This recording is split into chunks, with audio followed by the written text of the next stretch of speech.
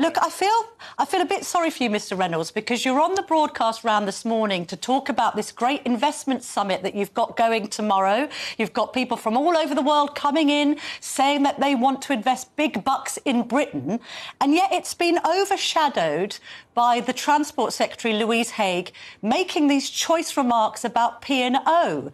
There's even a press release, a government press release here, describing P&O Ferries as a rogue employer, and yet their parent company, DP Group, is poised to invest $1 billion in Britain. So surely the Transport Secretary has to apologise.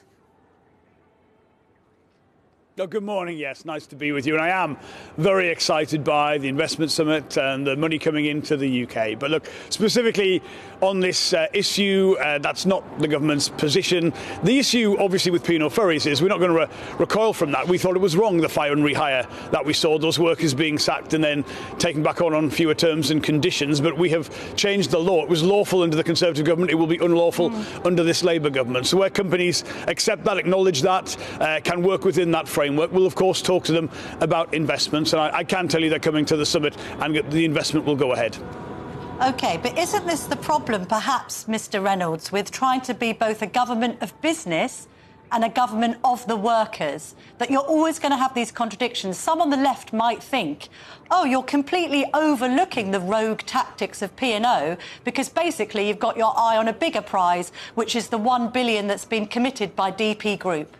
So, you know, it's a little bit like the politics of Marx, except it's Groucho. Here are my principles, and if you don't like them, I have others.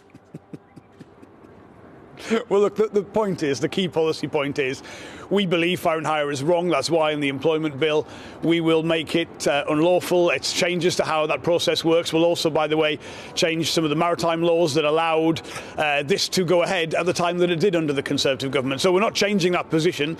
But of course, where people accept that is not now going to be possible in the UK and can still work with us, we will do so and take it forward. And look, for me, the big picture is always going to be, not only do I think a government can be pro-business and pro-worker, I think it's what's required. I think people in insecure work need better terms and conditions. That's part of what we've announced this week in the employment bill.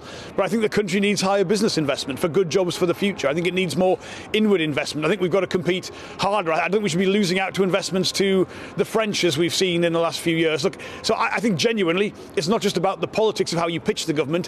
What we need is exactly that platform. Now, what I'm pleased to be able to say is, if you take this week, we've presented that employment bill, big improvement for low-paid workers on fire and rehire, zero-hours contracts, sick pay, unfair dismissal, and at the same time, record amounts of investment coming to the UK next week to the Human Investment Summit. So the proof really is just if we can do it.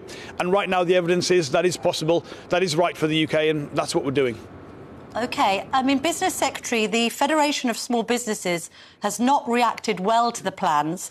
They've called this proposed legislation a rushed job, clumsy, chaotic and poorly planned.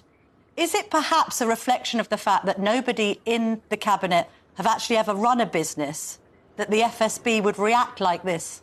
Perhaps you can't identify because none of you have done the job of FSB members. No, look, first of all, let me say you could look at the quotes from the CBI or Make UK in response to the package. We've been particularly sensitive to the needs of small business. That's why that point about probationary periods, so small businesses can hire with confidence, knowing if it doesn't work out when they employ someone, they've got a lighter touch process at the initial part of the employment contract to end that relationship. And I think that's consistent with giving people stronger rights. And look, the test of any government is, do they deliver on their promises? Can they deliver on the things? 100 days into this government, we've got that employment rights bill. I've been criticised for going too fast and too slow on that. That's the nature of a job like this. But we've got that in place. We've got the investment summit happening. The two things alongside each other, exactly the prescription that Britain needs. Higher investment, but better rights, better paying conditions for working people being generated by that. That's what this government's committed to. And the success or failure of that is whether it happens. I'm really proud to be able to tell you it is happening.